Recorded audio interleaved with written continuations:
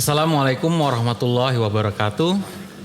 Alhamdulillah hamdan kasiron thayyiban mubarakan fi kama yuhibbu rabbuna wa yardha. Wa asyhadu alla ilaha illallah wahdahu la syarikalah wa asyhadu anna Muhammadan abduhu wa rasuluh amma ba'd. Apa kabar semuanya nih, Dok? Apa kabar, Dok? Alhamdulillah baik, Bro. Sehat ya? Sehat, alhamdulillah. Ini kita lagi ngumpul kayak gini tuh nikmat dari Allah nih ya. Masya Allah. Season 2 nih, Bro ya. Season 2 ya. Episode 2. No turning back-nya. No turning back. Beer Broadcast. Masih di Sagale. Betul, ini kita masih di Sagaleh nih ya. Masih di tempat yang sangat PW banget nih. Masya Allah. Nyaman tempatnya. Di sini terus seru kali ya. Ya jangan lupa juga nih kita selalu tingkatin syahadat kita ya. Tauhid kita kuatin dan juga pastinya kita salawat sama Nabi Muhammad SAW. Karena beliau tuh berjasa banget sama kita nih gitu kan. Banyak banget yang akhirnya ngebikin hidup kita tuh jauh lebih baik gitu. Nah di episode kedua ini tuh kita pengen ngajakin teman-teman semua pastinya ya. Mungkin di awal perjalanan ketika hijrah tuh aduh kok susah banget ya. Ustadz bilang saya harus keluar dari pekerjaan yang karena masih ada unsur ribawinya gitu kan. Tapi saya bingung gitu, maksudnya gimana caranya ya memulai bisnis gitu kan. Nah kita kedatangan nih tamu kita nih, beliau nih ya. Yoi, Masya Allah ya. Gue banget nih, Bro. Sahabat ya. Ya Mas Dimas. Assalamualaikum warahmatullahi wabarakatuh. Waalaikumsalam warahmatullahi Ahlan Mas Dim ya. Ahlan bikum, Masya Allah. Masya Allah. Udah lama banget gue udah. Ini udah berapa tahun, Bro? Buset deh, udah mau jalan 20 tahun, Bro. Gue temenan sama dia, Bro. Masya Allah. Jadi apa ya, Mas Dim tuh termasuk orang yang gue look up banget gitu dalam proses gue berhijrah gitu ya. Kayak wah, gue mesti kayak Mas Dim nih gitu. Kalau Mas Dim bisa, kenapa gue pasti bisa lah. Masya Allah. Nah, buat teman-teman nih yang pengen tahu, Mas Dim ini sebenarnya juga salah satu owner dari Sagaleh juga. Dan beliau ini juga mempunyai social movement yang namanya Tajir. Nah, langsung aja kita mulai kali ya. Yo. Mas Dim, ini Tajir nih apa sih? Apakah Tajir ini sesuai dengan yang biasa lah terms yang digunain sama anak-anak sekarang, bahwa tajir itu pasti kayak melintir atau apa sih sebenarnya tajir ini? Mungkin banyak yang belum tahu dan kita jadi pengen tahu sebenarnya. Masya Allah. Bismillahirrahmanirrahim. Bismillah, alhamdulillah, wassalatu wassalamu ala rasulillah, amma ba'du. Pertama-tama thank you untuk Beer Broadcast, Mas Dedo sama Mas D. Sama-sama. Bikin episode di Sagaleh. Iya. Dan makasih banyak udah ngundang gue juga untuk sharing lah di sini, kita ngobrol-ngobrol. Dan mudah-mudahan bisa lanjut bikin episode di sini terus. Dijawab langsung. Masya Allah. Aktivitas yang positif lah. Iya. Kan? Nah, tadi nyinggung soal tajir ya. Tajir tuh ya tadi si Dave juga bilang bahwa orang-orang tuh taunya tajir itu kaya raya gitu, tajir melintir gitu. Padahal tajir itu sebenarnya di dalam bahasa Arab tajirun artinya pedagang gitu. Jadi kenapa sih apa sih tajir gitu? Tajir sebenarnya adalah sebuah social movement, gerakan muamalah syariah kita nyebutnya, yang berawal dari keresahan para guru-guru kita. Awalnya tuh kalau nggak salah 2018 atau 2019 awal gitu ya. Kita lagi ada obrolan santai sama Ustaz Suban waktu itu. Jadi beliau sharing lah, dibilang bahwa ini banyak nih teman-teman kita yang pada hijrah nih gitu. Hijrah udah gitu mereka dengerin kajian-kajian yang dibilang tinggalin kerjaan-kerjaan yang haram, tinggalin riba dan lain sebagainya. Habis itu mereka hijrah, mereka tinggalin. Tapi ternyata setelah mereka tinggalin, mereka balik lagi seakan-akan hijrahnya mereka itu tanggung jawab orang yang nyuruh hijrah. Kayak misalnya, Ustadz kan nyuruh saya hijrah nih. Terus sekarang apa? Nawat. Ustadz bingung dong. Hijrah kan urusan lo gitu kan. Kenapa jadi gue yang tanggung jawab? Ustadz kan hanya menyampaikan apa yang diperintahkan oleh Al-Quran dan oleh Nabi SAW gitu kan. Yaitu tinggalkan yang haram. Lalu jalankan perintah. Betul. Ya kalau selebihnya teknisnya kayak gimana ya balik lagi ke kita masing-masing. Nah udah gitu ngobrol lah sama Ustaz Syafiq. Kebetulan waktu itu ada kesempatan ketemu beliau dan kita obrolin keresahan ini, nggak taunya sama responnya gitu loh, bahwa oh iya ternyata emang ini fenomena yang terjadi hampir di seluruh teman-teman yang mengambil keputusan untuk hijrah dari yang pekerjaan atau tempat yang kurang baik menjadi yang lebih baik gitu. Apa sih yang terjadi gitu? Yang terjadi ternyata kita nyebutnya mungkin apa ya, free falling kali ya. Gitu. Wah ya udah nih gue harus tinggalin semuanya, udah gue tinggalin semuanya, gue resign, gue keluar nih, gue jual semuanya nih, kredit mobil gue jual, rumah gue jual, gue kontrak apa segala macam. Habis itu gue besok makan apa ya? Gitu. Nah, nggak gitu juga sebenarnya. Gitu. Ada tahapan, ada prosesnya gitu. Nah dari situ kita berinisiatif, gue sama beberapa teman-teman pengusaha-pengusaha, kita akhirnya udah kita coba yuk bikin inisiatif. Alhamdulillah kita dibimbing oleh dua orang Ustadz Subhan Bawazir sama Ustadz Syafiq Riza Basalamah hafizahumullah ta'ala. Jadi yaudah kita coba bikin gerakan muamalah syariah di mana kita menyediakan pendampingan di situ. Yang Ustadz Syafiq juga ngasih nasihat yang Masya Allah, beliau bilang bahwa setiap muslim dengan muslim yang lain itu bagaikan bangunan gitu ya. Jadi saling menguatkan satu sama lain. Bangunan tuh ya kayak batu bata aja. Batu bata tuh Ustaz Syafiq tuh ngasih lihat tangan kayak gini tuh, batu bata tuh saling intertwining, apa sih? Saling bertumpuk gitu. Betul. Ya. Jadi kalau satu diangkut ya ambrol semuanya gitu. Iya. Jadi ya bangunan tuh logikanya begitu gitu. Jadi saling menguatkan satu sama lain. Tanpa yang satu, yang lainnya akan jadi lemah. Nah, disitulah dibutuhkan, karena Ustadz ini kan para ahli ilmu ini ranahnya di atas ya. Ngajarin tauhid, ngajarin akidah. Mereka nggak mungkin ada waktu untuk ngajarin hal-hal teknis gitu loh. Nah disitulah teman-teman yang udah mulai belajar agama, udah tahu syariat, disitulah teman-teman bisa saling menguatkan teman-teman yang lain. Dan di situ juga Ustaz Syafiq bilang cerita waktu itu mengenai kaum muhajirin dan kaum ansor. Ini Masya Allah sih sangat inspiring banget gitu buat kita. Dimana para kaum muhajirin itu ketika mereka hijrah dari Mekah ke Madinah, Nabi SAW itu memerintahkan kaum ansor untuk bantuin tuh kaum muhajirin gitu. Kayak gimana sih bantuannya gitu? Kalau kita kan sekarang suruh bantuin orang, oh gue punya duit 1 juta nih, gue bantuin 100.000 kali ya, 200.000 gitu. Tapi enggak, kaum ansor tuh nggak kayak gitu. Mereka tuh all out, dalam artian bener-bener kalau waktu pernah dengar ceritanya Abdurrahman bin Auf yang ketika dia hijrah kan ditinggalin semua ya. Iya, karena muhajirin benar-benar nggak bawa apa-apa tuh Mas. Bawa apa? Iya, bawa dirinya sama istri sama anak aja udah, sama baju yang dipakai mungkin ya. Abdurrahman bin Auf waktu hijrah dia nggak punya apa-apa sama sekali. Dia tadinya orang yang sukses di Mekah. Pas dia hijrah ada sahabat kaum Ansor yang disuruh bantu dia sama Rasulullah SAW. Lalu hartanya ditawarin. Habis itu istrinya ditawarin. Mau nggak ambil nih istri saya 1 gitu. Tapi Masya Allah ya, maksudnya lu tuh ngasih istri ke orang itu kan ya lu all out banget gitu kan. Lu mau apa, lu ada harta gue nih ambil semuanya gitu. Sampai banyak juga kalau nggak salah kisah-kisah yang memang semua hartanya dikasih gitu. Dengan penuh keimanan mereka mikir bahwa mindsetnya ketika kita bantu orang kita bantu agama Allah, maka Allah yang akan ngurusin urusan kita gitu. Jadi ya mulai dari situ kita mau coba bikin pendampingan lah, kita bantuin teman-teman yang mau hijrah atau yang sedang hijrah lagi nyoba usaha untuk lebih pede lagi melangkah gitu.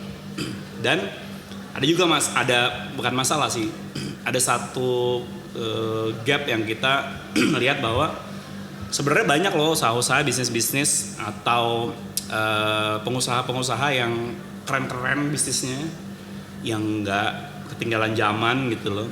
Jadi ternyata mereka udah belajar agama gitu. Kalau kita dulu mungkin banyak stigma atau konotasinya orang tuh kalau hijrah jualan parfum, jualan baju koko, herbal. Iya.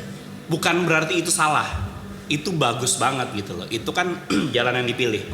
Tapi kenapa itu harus jadi stigma gitu? Oh tapi ternyata ada juga yang lain, pengusaha kafe, pengusaha clothing, bahkan bisnis-bisnis yang lain di digital entrepreneurship dan segala macam yang udah belajar agama dan mereka menerapkan syariah compliant ada juga. Ya. Tapi masalahnya apa? Masalahnya nggak ada yang bridging the gap aja gitu. Iya, Siapa iya, sih iya, yang mau iya. kenalin gitu. Nah, Betul. disitulah Tajir pengen ngenalin nih teman-teman yang udah jalan. Kita mau bagiin ilmunya ke teman-teman yang mungkin bisa nambah ilmu lagi untuk usaha-usahanya mereka. Kurang lebih sih kayak gitu sih. Dan ini sebelumnya udah jalan ya? Udah, alhamdulillah kemarin 2019 akhir itu kita launching, kita mulai programnya namanya KTB, kita tajir bareng. Terus di launching itu di Januari 2020 waktu kita bikin acara namanya Takjub Akbar di Al Azhar, Masjid Al Azhar. Ada rekamannya di YouTube kalau teman-teman mau cek. Di situ ada Ustaz Syafiq, ada Ustaz Subhan. Terus ada Dida sharing tentang Sagaleh, ada Bang Ucok, ownernya Jaklov, dia sharing juga. Terus setelah itu kita bikin program pendampingan di KTB itu. Waktu itu alhamdulillah yang daftar 1.000 orang. Ini semuanya full gratis. 1.000 orang ini teman-teman, mereka itu kita kasih pelatihan. Pelatihannya tuh dari pelatihan entrepreneurship, gimana sih mindset seorang entrepreneur.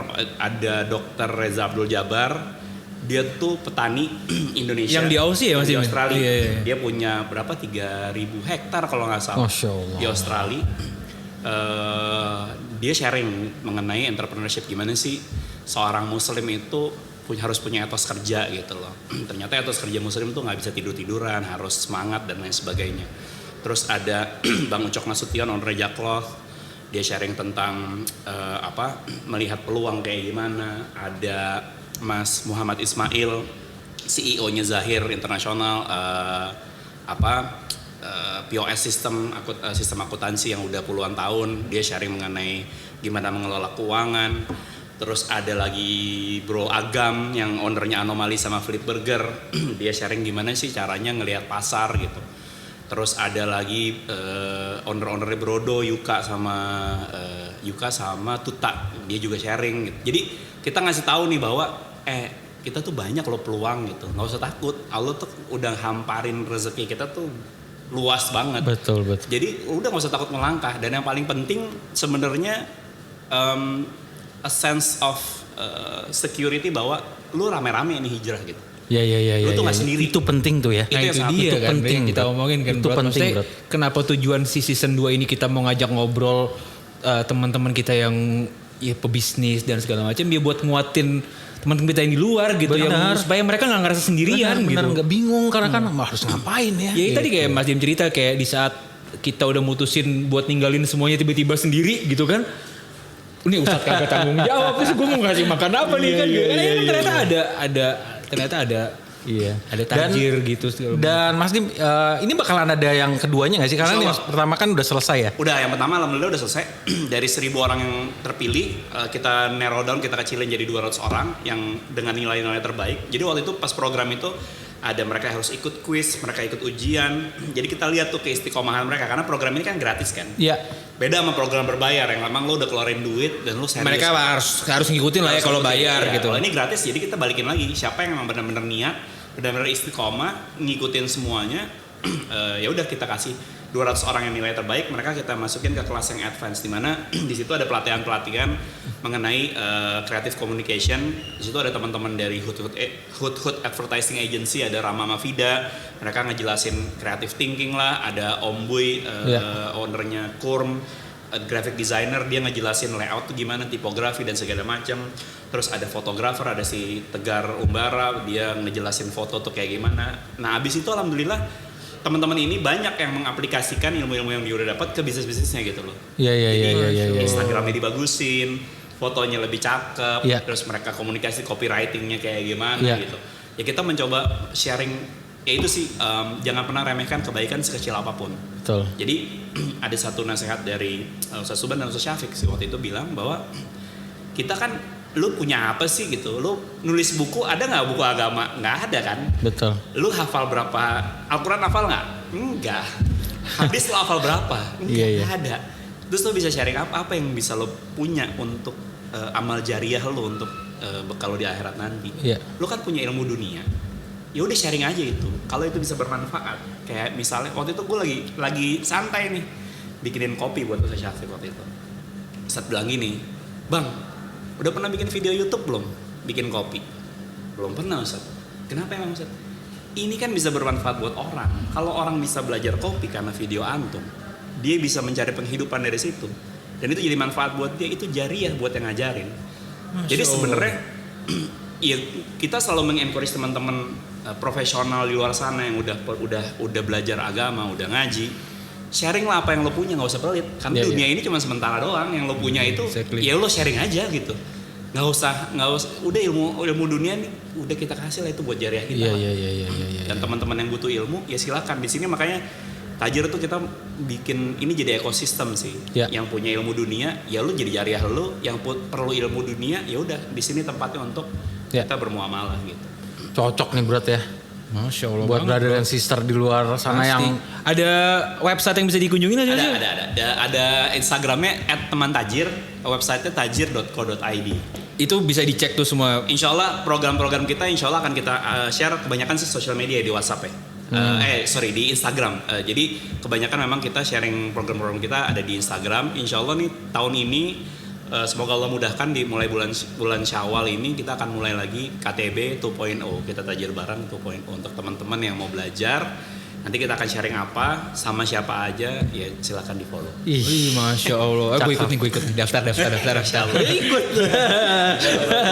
Sharing loh. Sharing loh. Oke, Mas Dim, ini ngomongin teman tajir udah nih. Udah. Ini yang kita pengen tahu nih dari sahabat kita ini ya. Tema kita kan di season 2 kita ini no turning back. Yang belakang nih udah nggak usah dipikirin lagi lah, udah lupain. Nah sekarang kita jalanin hari ini dan kita pikirin gimana caranya supaya masa depan kita jauh lebih baik. Apalagi gimana caranya kita mikirin mati itu baik gitu, mati yang baik. Nah Mas Dim, kita pengen tahu nih. Berdua nih kita penasaran. Gue gitu. sih sebenarnya bro. Gue penasaran. Kayaknya lebih cocok lu yang nanya bro. Karena ya tadi gue sempat mention di awal gitu. Karena kan gue tuh bener-bener yang kayak wah. Mas Dim udah berubah nih gitu. Yang gue nggak tahu sampai sekarang momen apa sih Mas Dim yang membuat lo kayak oke, this is it nih, gue harus udah nih. Tanpa kita mengungkit masa lalu di belakang Mas Dim, tapi kita perlu tahu biar teman-teman di luar tahu kalau oke, gue memutuskan untuk ninggalin semuanya, jalanin sesuai apa yang diajarin sama Nabi Muhammad SAW gitu. Sign atau hidayah apa yang tiba-tiba kira-kira Mas Dim? Nah ini karena nih. kan pasti kan kita semua sama lah ya di saat proses itu kan kita pasti down banget tuh Mas Dim gitu. Sampai akhirnya Allah mudahkan semuanya gitu sampai bro segini bagus segala bro. Iya, Masya Allah ya. Iya. Nah gimana Mas Dim? Sebenarnya kalau dibilang momen banyak turn of eventsnya, banyak sih momen-momen yang bikin kalau sekarang gue lihat ke belakang lagi tuh Masya Allah ya, ternyata banyak banget gitu Allah ngasih tanda-tanda hidayah yang selama ini alhamdulillah Allah kasih nikmat sampai sekarang untuk kenal agama, untuk mau belajar agama. Allah kasih taufik untuk terus memperdalam ilmu agama gitu.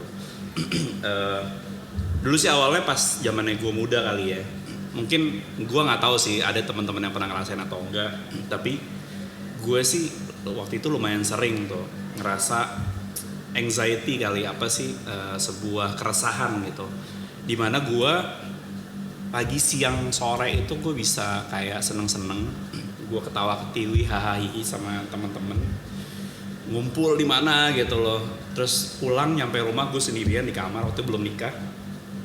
Terus gue kayak takut gitu loh, kadang-kadang, dan sering, bukan kadang-kadang, sering banget gue lagi tidur, terus gue kayak mimpi, gue nggak tahu itu mimpi atau itu kenyataan, pokoknya gue ada di sebuah tempat yang gelap banget, yang lo tuh kayak jatuh tapi nggak nyampe-nyampe gitu loh, serem banget ya pokoknya. Iya, lo nggak bisa pegang apa-apa gitu, lo nggak bisa pegangan apa-apa, terus bangun juga lo kayak sendirian dan lo takut. Gue waktu itu sampai sekarang sih gue masih suka mikir, ntar kalau gue meninggal, gue mati itu apa ya nextnya gitu loh. Karena kan alhamdulillah gue dari TK, dari playgroup malah TK, SD, SMP tuh gue dibesarkan di sekolah muslim.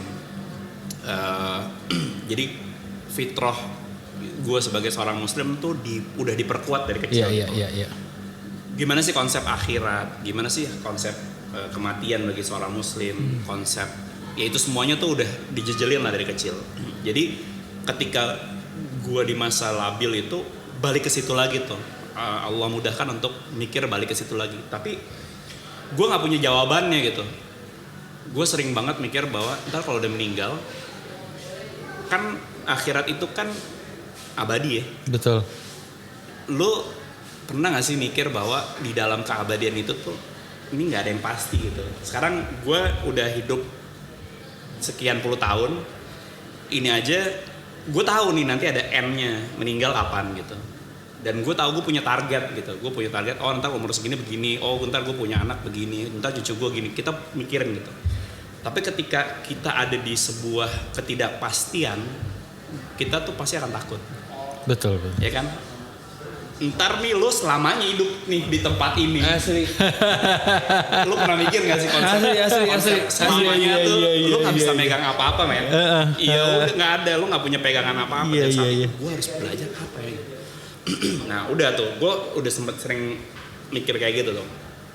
Terus dari situ ya udah ada beberapa kejadian-kejadian sih yang kebetulan waktu itu tahun 2010 sebelum gue nikah, adik ipar gue rahimahullah tuh meninggal gitu. Nah qadarullah dia kecelakaan. Yang sebelumnya tuh nih anak masih muda banget. Gue waktu itu nikah umur 20-an ya. Dia tuh di bawah gue 3-4 tahun kalau gak salah. Masih muda banget, orangnya ceria, periang, deket banget sama gue dan istri gue. Dan beberapa jam sebelum itu dia masih teleponan sama istri gue gitu, ngobrol ini itu segala macam. Beberapa jam kemudian kita ditelepon bahwa dia udah nggak ada. Gue datang waktu itu ngeliat jenazahnya dia dan gue kayak dipukul pada saat itu bahwa wah men ini real banget ya gitu. Orang yang segini alive-nya dia udah terbujur kaku di depan gue gitu. Betul. Berarti lu kapan aja bisa dipanggil, dalam artian kapan aja men gitu. Gue harus ngapain nih? Ya karena yang sering kita obrolin buat emang sejognya kan kita emang cuma lagi ngantri Mas Dim ya. Kita lagi ngantri dipanggil gitu. Sekarang persiapan apa nih buat kita bekal di Betul. Dan Ustaz Nuzul Hafizaullah juga udah bilang kan bahwa yang semua tuh nggak ada yang pasti cuma mati. Oh gue inget tuh kajian Riyadus Shalihin pas kemarin bahas yang masalah bab istiqomah amal ibadah ya. Iya. Lo harus mempersiapkan yakin ya, apa sih yang kalau yakin itu kematian gitu. Sedangkan yang kematian udah pasti aja lo nggak ada bekal apa-apa gitu. Waduh. Iya itu mungkin yang jadi pukulan ya Mas Dim ya. Salah satunya itu sih. Jadi ya udah ketika gue ditunjukin, ya kita kadang-kadang kan ketika konsep itu masih abstrak di kepala kita belum ngeliat langsung. Kan kita benar-benar ya selama ini yang meninggal itu orang tua nenek gue gitu yang udah tua dan segala macam. Gue tuh nggak pernah mikir bahwa wah yang semuda ini yang nggak sakit nggak apa bisa kayak gitu secepat itu Allah panggil gitu ya. Jadi wah pada saat itu gue shock banget dan alhamdulillah pada saat itu juga gue udah mulai di lingkungan gue tuh partner gue pada saat itu udah mulai belajar agama gitu. Jadi ya udah di situ gue diajak untuk datang ke kajian. Pada saat itu di rumah gitu ada komunitas Al Hikmah namanya. Gue tadi nggak mau, apaan sih gitu, ngaji belajar yasinan apa segala macam gitu. Gue paling males dari kecil kayak gitu, yang harus baca ngabisin waktu dan segala macam gitu. Oh nggak taunya pas gue datang, coba aja datang dulu, ada sini ada teman-teman lama gitu.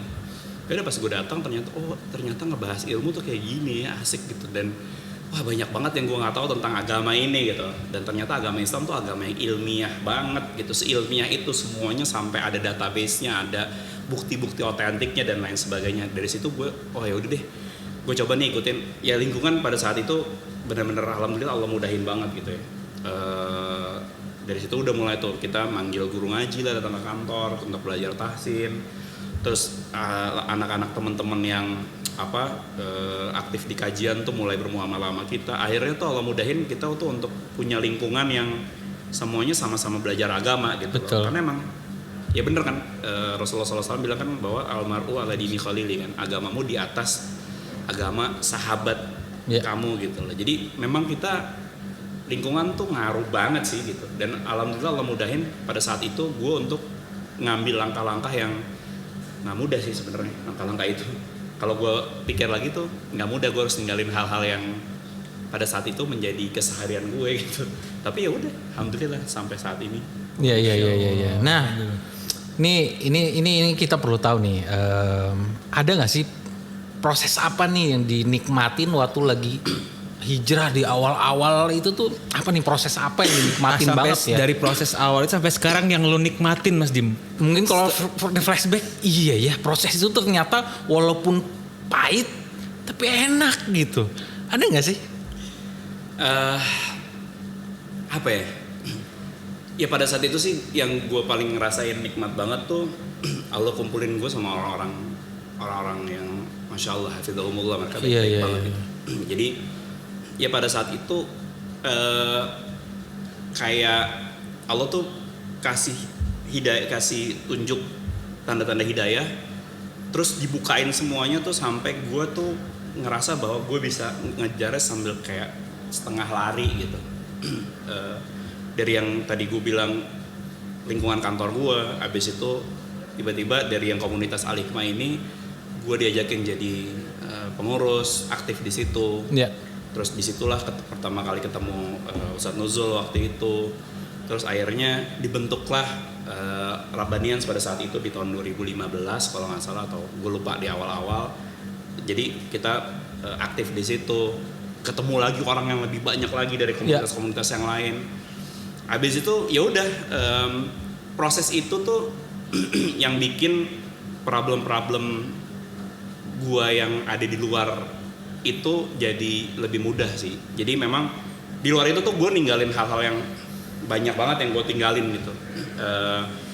Pekerjaan-pekerjaan gue yang dulu yang nggak sesuai dengan syariat, banyak orang yang mikir ini mikir itu dan segala macam gitu. Tapi bisa lupa karena ya gue ketemu sama komunitas ini yang waktu itu tiap hari Rabu malam ngobrolin tentang kajian, ada grupnya ngomongin apa, ada ustadz yang ngebimbing dan segala macam. Jadi kayaknya problem-problem ini tuh Allah mudahin untuk dilupain aja gitu. Dan itu gue nikmatin banget sih. Emang lingkungan tuh ya Mas Dim. Lingkungan masya Allah. Betul, dan akhirnya pada semuanya saling nguatin satu sama lain gitu loh. Bahwa ya kita harus ngelihat, ya ketika kita beragama kan kita nggak boleh ngeliat yang di bawah ya. Harus ngeliat yang di atas kita gitu kan. Ya kita harus ngejar lah gitu. Oh dia hafalannya segitu, masa gue cuma segini sih, gue kejar lah gitu. Jangan ngeliat yang oh gue hafalannya cuma segini, dia baru segitu, ya udah nggak apa-apa lah gue. Iya. Kita beragama harus nyari standar yang lebih tinggi gitu loh. Dan banyak juga orang yang punya masalahnya ternyata lebih parah dari kita gitu. Dan dia kuat juga. Nah di situ sih lumayan nguatin banget sih, bikin gue jadi masya Allah sih, Allah mudahin banget lah jalannya gitu. Ya itu tadi, itu kan proses pasti kan beda-beda di luar, pasti proses mereka berhijrah kan beda-beda ya. Apa yang gue alamin belum tentu Mas Dim alamin, apa yang Mas Dim alamin belum tentu kita berdua alamin kan gitu. Makanya brother and sister, ya pesannya adalah siapapun yang dengerin ini, ya kalian tuh nggak sendirian gitu. Kalian nggak sendirian, kalian ya kita pernah ngerasain itu semua gitu.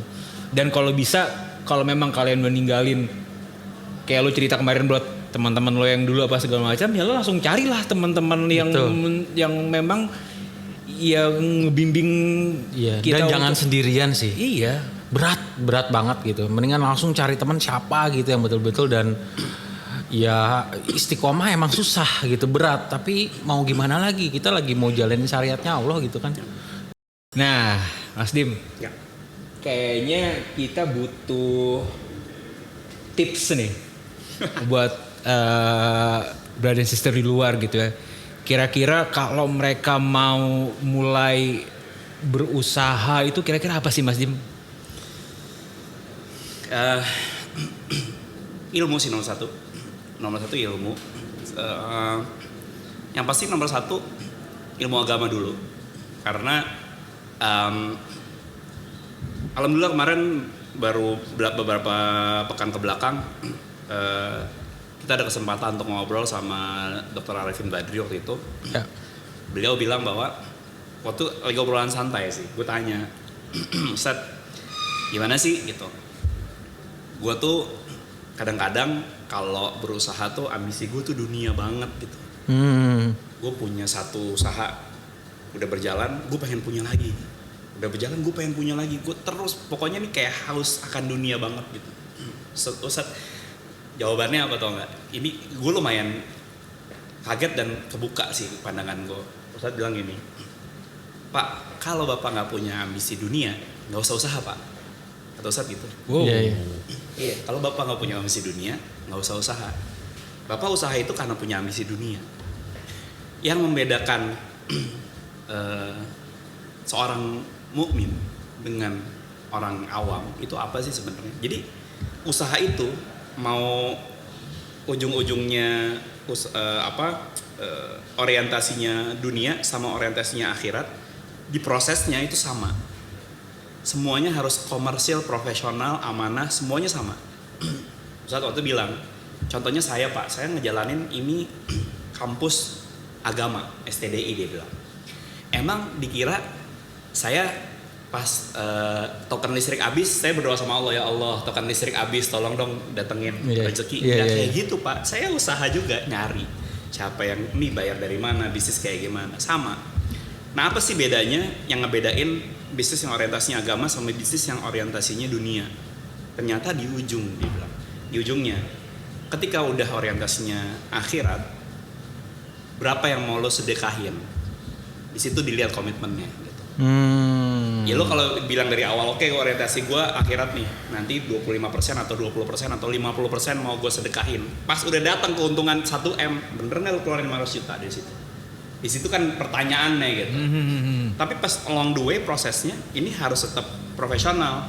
Nah, apa sih maksud gue, point of view-nya apa sih waktu itu dari yang gue dapetin dari Ustadz Dr. Arifin Badri Hafizahullah?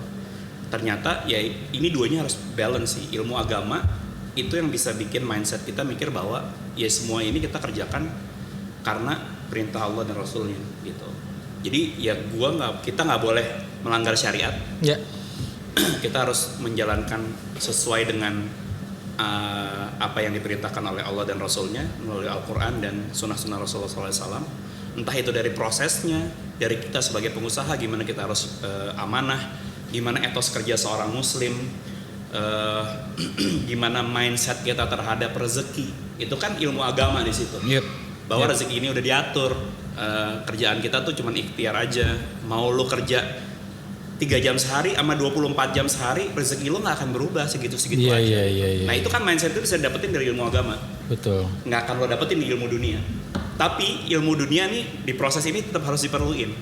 Kita harus tahu lah manajemen yang baik kayak gimana. Kita harus tahu profesional menangani klien gimana, tim internal kita gimana, kepemimpinan kita kayak gimana. Jadi intinya ilmu itu harus dicari. Dan emang benar sih menuntut ilmu itu nggak ada habisnya sampai kita meninggal. Iya. Jadi ilmu agama sama ilmu dunia itu kejar terus. Nomor 1 itu sih. Baru nanti habis itu ya jalannya sesuai dengan apa yang kita punya ilmunya gitu. Jadi jangan sampai ya kita semuanya sih harus sesuai dengan ilmu ya. Beramal harus ada ilmunya dulu. Begitupun berusaha harus sesuai dengan ilmunya. Kalau kita nggak punya ilmunya, kita cari dulu ilmunya. Atau ya kita jangan jalanin dulu gitu. Iya. Nah yang ketiga ikutan KTB 2.0 berarti ya. Masya Allah. Ntar lain itu di situ Langsung dapat ilmunya kita ya. Iya kan gitu. Nah, berarti kita dua langsung dapat gitu ilmunya, bahwa ntar lagi akan ada program dari Tajir yang kalau menurut kalian wah kayaknya gue harus ikutan nih gitu biar gue semakin yakin kalau gue berbisnis itu nggak sendirian gitu. Ternyata di luar banyak loh saudara-saudara kita yang punya bisnisnya udah masya Allah banget gitu kan. Gitu. Jadi habis ini kita bisnis apa? Hah? Habis ini bisnis apa? Kita bicarain sama Mas Dim. Siapa tahu ya bisa bantu-bantu. Mas Dim ya. jazakallahu khairan waktunya Mas Dim ya. Nanti dulu. Ada yang mau gue tanya Oh nih. iya, boleh lagi. Masya Allah. Ini terakhir nih ya. 3 jam kan durasinya. Wah, Masya Allah. Ini tanpa bermaksud ria ya, Mas Dim ya. Ada nggak sih amalan kecil yang emang dirutinin dan istiqomah? Amalan. Ini kenapa saya nanya kayak gini Mas Dim ya? Karena biasanya tuh yang istiqomah itu lama-lama tuh ngebawa jadi berkah air Kan kalau nggak jadi salah tenang gitu. Dalilnya amalan kecil yang kontinu Mas Dim kalau nggak salah kan gitu. Iya. Ini tanpa bermaksud untuk Yeah. ria ya Iya. Mas Dime, at least buat nyemangatin gue berdua aja deh gitu. Jadi kemarin juga sempat ada nasihat dari guru kita dari Ustaz Syafiq Hafizahullah Ta'ala, bahwa dia bilang bahwa ada 7 pintu surga ya. Ada pintu jihad, pintu sedekah, dan lain sebagainya gitu. Nah, kita sebagai seorang muslim nggak bisa maruk nih. Ya yang dipanggil dari 7 pintu itu, dipanggil tuh dalam artian lo kayak lagi, nanti kan di surga nih, depan surga kita bejubel tuh. Iya. Kayak lo lagi mau di stasiun Senen, lagi mudik, Masya Allah. lo bayangin tuh lagi bejubel kayak gitu. Tiba-tiba dari 7 pintu ini ada yang manggil, misalnya, "Woi, Dave, sini nih." Atau do. Amin. Kayak, "Wih, Amin, amin, Masya Allah, amin, Ya Allah, amin, amin, amin. amin. Itu tuh amalan kita tuh yang manggil. Satu-satunya yang dipanggil dari 7 pintu itu adalah Abu Bakar. Dari 7 pintu itu ya? Iya. Iya. Jadi, nah kita ya benar sih Ustaz Syafiq bilang, mengingatkan bahwa kita pilih salah satu dari 7 amalan ini. Nggak mungkin semua orang itu, kayak misalnya ada orang yang memang kuatnya tuh puasa, ya udah di puasa aja amalannya. Ada juga yang kuatnya sholat, ya udah di sholat aja.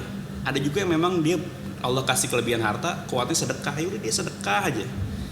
Jadi kita pilih salah satu, nggak usah ngoyo pilih semuanya. Kita pilih salah satu, dan yang paling penting kita umpetin amalan itu. Jadi ya adalah, insya Allah kita semuanya berusaha untuk punya amalan. Ya. Dan kita usahakan bahwa amalan itu niatnya tuh tulus karena Allah. Ya. Itu sih nomor 1. Karena ada seorang yang beribadah dalam kesendirian, tapi amalannya nggak diterima. Nggak taunya karena niatnya dia dan hatinya dia tuh nggak bersih, nggak karena Allah gitu. Iya. Untuk itu ya kita coba jaga keistiqomahan kita, dan nomor 1 niatan kita untuk tetap menjaga amalan itu tuh untuk diri kita sendiri, dan kita gimana caranya kita berpegang aja sama amalan itu, karena amalan ini yang bakal bikin gue dipanggil dari pintu itu tuh. Iya. Jadi VIP gue gitu. Iya. Itu sih yang mungkin sedikit apa yang bisa gue sharing kali ya. Yes. Aduh, jazakallah khairan banget Mas Dim, waktunya, sharingnya, ilmu banget nih Mas. Iya. Berarti ya? Iya. Masya Allah. Langsung aja kita closing ya. Iya. Doa kafaratul majelis. Subhanallah wa bihamdika. Asyhadu an la ilaha illa anta astaghfiruka wa atubu ilaik. Assalamualaikum warahmatullahi wabarakatuh. Waalaikumsalam.